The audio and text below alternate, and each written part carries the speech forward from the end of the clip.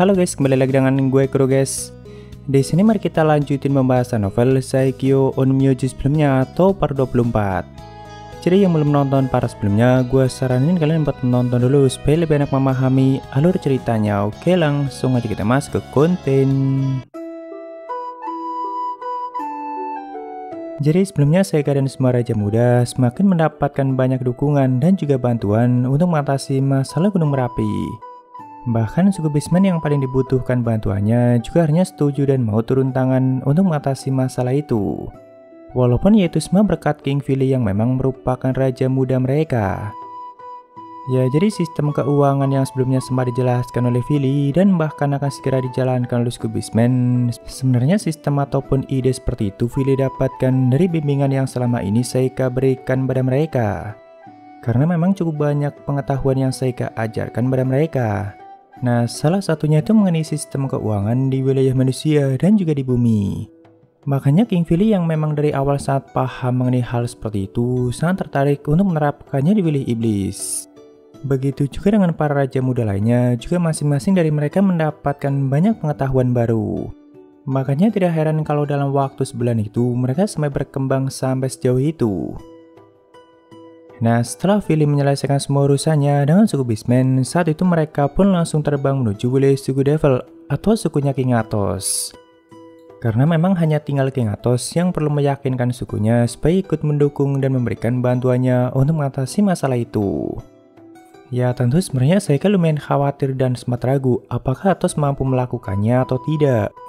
Karena kan seperti yang kita tahu kalau dia itu nggak lancar dalam hal komunikasi dan bahkan belum pernah menghadapi langsung para petinggi suku Devil sendirian. Soalnya selama ini kalau sedang mengadakan pertemuan dan sebagainya pastinya Athos selalu didampingi oleh Sneckel yang menjadi perantaranya. Walaupun sebelumnya pada saat mereka menemui para perwakilan suku, Athos memang sempat beberapa kali ikutan bicara dan juga sempat mengutarakan pendapatnya untuk menentang keputusan Trada. Cuma ya tetap aja dia masih belum terlalu lancar banget dan masih kelihatan sangat berusaha untuk bisa bicara dengan lancar. Apalagi insiden pengkhianatan Sneckel masih belum terlalu lama dan kemungkinan Athos masih sangat terpukul akibat kejadian itu.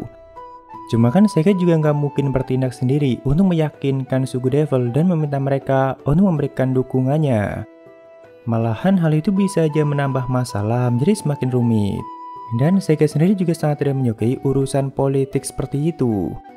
Jadi yang nggak ada pilihan lain selain menyerahkan semuanya pada King Athos dan juga tetap mengandalkannya. Bahkan saat masih di perjalanan, Saika sempat mengatakan kalaupun suku Devil nggak mau memberikan dukungannya juga nggak akan jadi masalah. Soalnya 6 suku lainnya sudah pasti akan memberikan bantuannya dan harusnya itu sudah cukup untuk mengatasi masalah ini. Athos pun yang mendengar itu hanya mengatakan akan tetap melakukannya. Bahkan dia sama sekali nggak kelihatan gugup ataupun tertekan.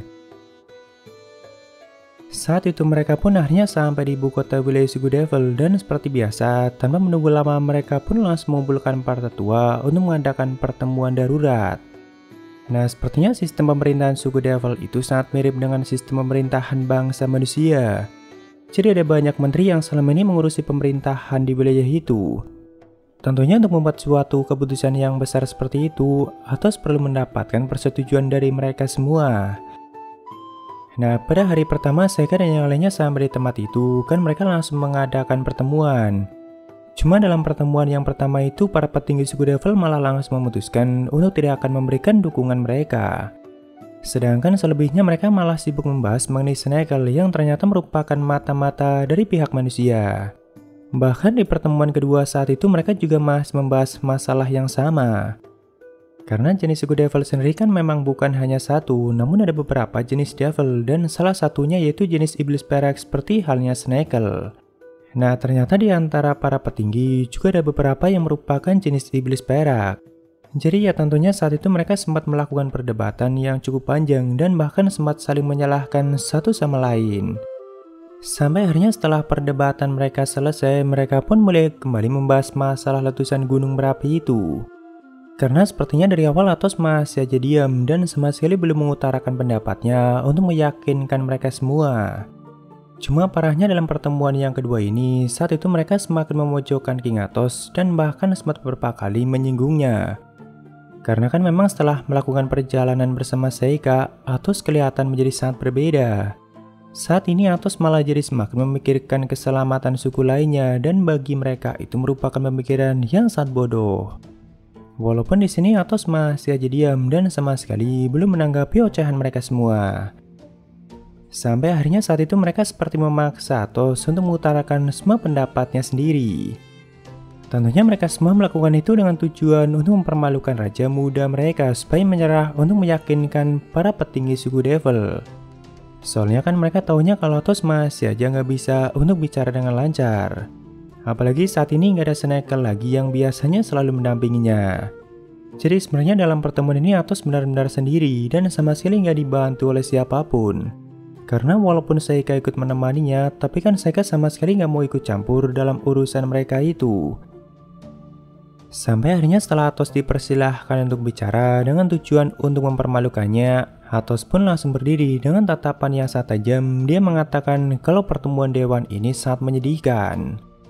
Tentunya mereka semua yang tadinya sangat berisik dan berniat akan menertawakannya seketika langsung dibuat diam. Setelah itu dengan sangat lancar Atos melanjutkan perkataannya dan bahkan dia sampai mengeluarkan semua unek-uneknya selama ini. Dari mulai menyinggung pertemuan ini yang ternyata hanya menghasilkan omong kosong. Lalu menyadarkan mereka semua kalau masalah gunung berapi itu bukanlah masalah yang sepele. Dan bagi Atos bangsa iblis saat ini sama aja sedang menghadapi perang. Karena pihak manusia yang sengaja menciptakan situasi seperti itu. Namun bodohnya suku Devil malah nggak berpikir sejauh itu dan malah cuma bisa menertawakan masalah itu. Lalu yang terakhir Atos bahkan sampai merosting mereka satu persatu sampai akhirnya mereka semua sampai merasa tersadarkan. Cuma ya di sini gue akan coba persingkat aja guys. Jadi pada saat Atos masih sangat kecil dan belum menjadi raja, saat itu pertemuan dewan itu menjadi pertemuan yang sangat luar biasa. Dan bahkan mereka semua selalu kompak menyelesaikan semua masalah dengan sangat baik. Nah, ternyata walaupun dari dulu Atos kelihatan sangat pendiam dan cuma bisa melihat mereka dari kejauhan, namun ternyata diam-diam Atos itu sangat kagum dengan kerja keras mereka dan bahkan selalu mengingat jasa yang sudah mereka berikan untuk suku Devil. Nah, cuma kan semakin kesini pertemuan para dewan malah menjadi semakin gak kelihatan hebatnya dan bahkan saat ini bagi Atos mereka cuma bisa menghasilkan omong kosong. Karena ya mungkin perlahan pertemuan ini semakin dikuasai oleh orang-orang yang cuma mementingkan ambisi mereka sendiri. Seperti misalnya gerombolannya Elden Rada. Namun walaupun begitu, di sini Atos masih sangat yakin kalau semua dewan yang menghadiri pertemuan ini merupakan orang-orang yang hebat. Saat itu bahkan Atos memang menceritakan semua jasa dan kehebatan mereka satu persatu. Dari mulai Baron Davir yang merupakan seorang pejuang tua yang sangat kuat, yang dulunya selalu berusaha mati-matian untuk mendukung para pasukan suku Devil supaya mereka mendapatkan hak yang setara. Bahkan Baron Davir sampai kehilangan satu matanya saat terlibat pertarungan melawan para dewan lainnya yang saat itu menentang pemikiran mulianya itu. Lalu Nelneros yang sempat mengesahkan 16 undang-undang mengenai persediaan makanan untuk suku Devil. Tepatnya hal itu terjadi saat suku Devil sedang mengalami krisis kelaparan yang cukup parah. Bahkan saat itu Nelneros sampai menyumbangkan 4 peternakan pribadinya demi bisa mengatasi krisis kelaparan itu. Walaupun dia berusaha untuk menyembunyikan kebaikannya itu. Namun Atos sangat tahu dan bahkan saat makanan itu diberikan untuk para Devil yang sedang kelaparan, Atos juga berada di tempat itu untuk melihatnya dari kejauhan. Lalu Tartalos yang merupakan wanita yang sangat hebat yang bahkan pernah memberlakukan 4 aturan untuk mengatasi para dewan yang korup. King Atos bahkan juga tahu mengenai latar belakang Tartalos dan juga alasannya kenapa sampai berusaha sejauh itu.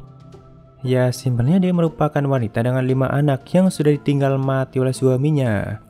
Makanya dia pengen menciptakan masa depan yang baik dan juga bersih supaya kelima anaknya bisa tumbuh dan mendapatkan kehidupan yang layak. Dan masih banyak lagi yang lainnya yang sempat Atos ungkapkan mengenai jasa dan kerja keras mereka satu persatu. Cuma gilanya Atos itu nggak cuma mengingat jasa mereka aja, melainkan nama dan latar belakang mereka juga selalu Atos ingat. Padahal saat itu dia masih sangat kecil yang semua orang kira cuma anak pendiam yang gak berani untuk melakukan apapun. Walaupun ya memang sebagian cerita mengenai jasa dan perjuangan mereka Atos dapatkan dari ibunya. Tapi kan Athos nggak pernah melupakannya dan bahkan dia selalu yakin kalau mereka semua tetap merupakan orang-orang yang hebat. Nah, makanya di sini Athos sedang berusaha untuk menghidupkan kembali pertemuan dewan yang dulunya sangat dia kagumi. Karena bagi Athos saat ini sudah waktunya bagi suku Devil untuk bangkit kembali dan menjalin hubungan yang baik dengan suku iblis lainnya. Soalnya jika bangsa iblis nggak bisa bersatu, maka perlahan bangsa manusia akan semakin menyingkirkan mereka dengan cukup mudah. Karena bagi Athos saat ini bangsa iblis sebenarnya sedang menghadapi situasi perang dan bukan waktunya untuk bersantai. Apalagi cuma memikirkan suku mereka masing-masing. Ya tentunya di sini setelah mendengar semua itu, perlahan mereka semua langsung tertunduk satu persatu.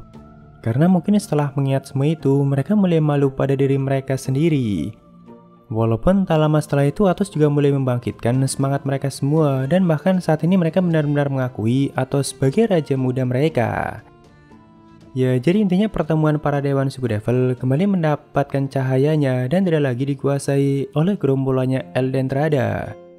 Tentunya mereka semua juga akhirnya setuju dengan keputusan raja muda mereka yang bakal mendukung dan memberikan bantuannya untuk mengatasi masalah Gunung Merapi itu.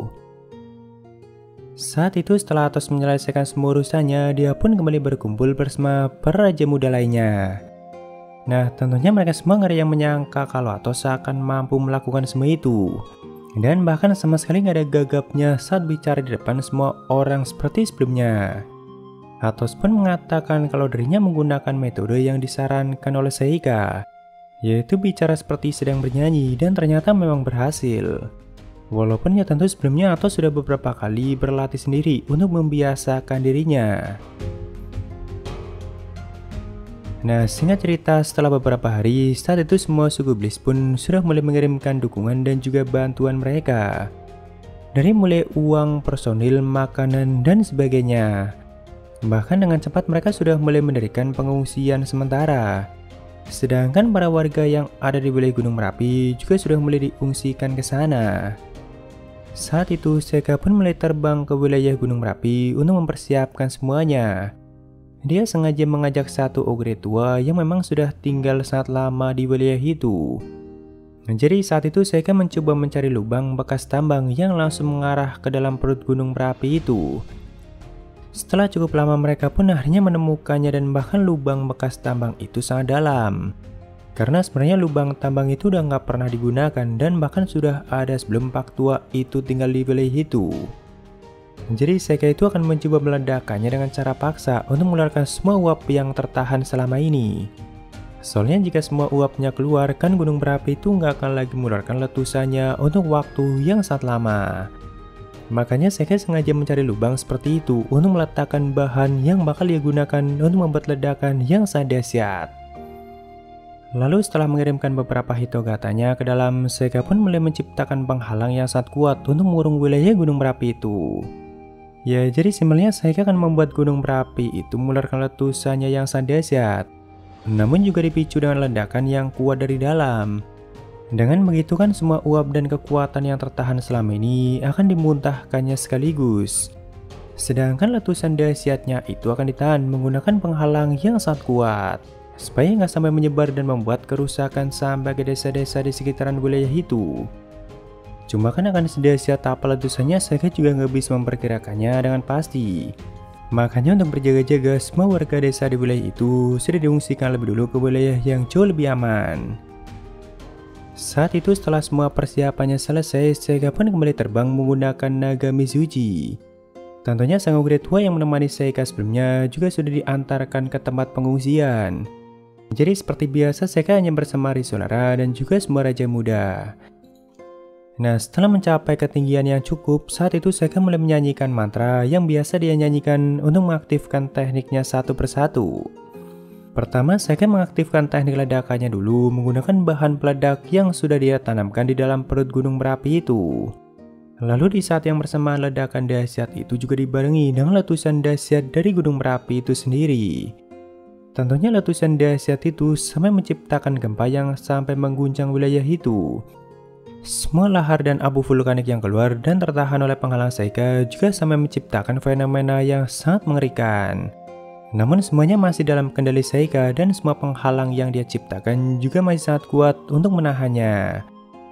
Walaupun memang ada sebagian abu vulkanik yang boleh menyebar keluar setelah penghalangnya dilepaskan, cuma dampaknya itu nggak sampai menghancurkan semua desa di wilayah Gunung Merapi. Ya, jadi setelah dirasa cukup aman dan semua dampak letusannya juga sudah berhasil diatasi, Sega pun mulai melepaskan semua penghalang kuatnya. Dia sampai menjamin kalau Gunung Merapi itu nggak akan lagi mengeluarkan letusan dahsyatnya.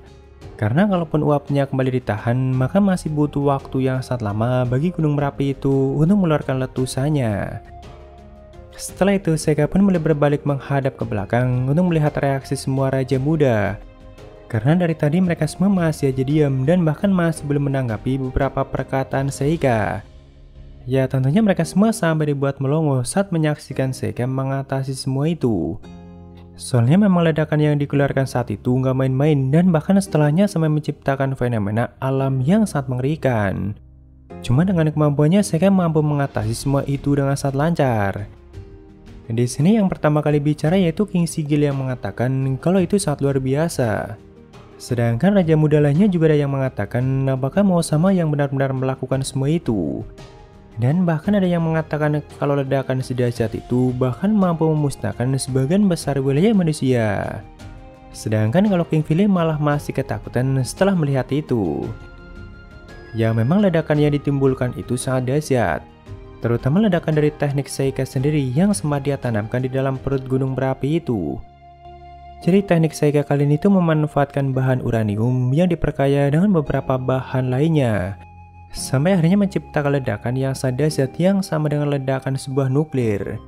Nah, jika Seiga tidak menahannya di dalam penghalang, maka ledakan itu sudah pasti mampu untuk melenyapkan sebuah negara sekaligus. Bahkan dampak radiasinya itu akan langsung membuat wilayah sekitarnya menjadi wilayah mati yang sangat berbahaya bagi kehidupan. Cuma dalam kasus ini kan Seiga langsung meredamnya menggunakan bahan-bahan lainnya. Lalu mengalirkannya ke wilayah gurun di bagian belakang gunung berapi yang selama ini memang gak pernah ditinggali oleh siapapun. Jadi harusnya sangat aman. Walaupun ya mungkin nantinya Seiga juga akan memberitahu para iblis kalau wilayah gurun itu saat ini menjadi wilayah yang sangat berbahaya. Ya, setelah itu mereka pun kembali ke tempat pengungsian sebelum akhirnya kembali ke kastil Raja Iblis untuk mengistirahatkan diri. Cuma kita lanjutkan di part selanjutnya guys. Jadi mungkin segitu aja untuk pembahasan kali ini, dan jika ada kesalahan gue minta maaf atau kalian bisa koreksi aja di bawah. Thank you, sampai ketemu di video lainnya. Salam guru guys.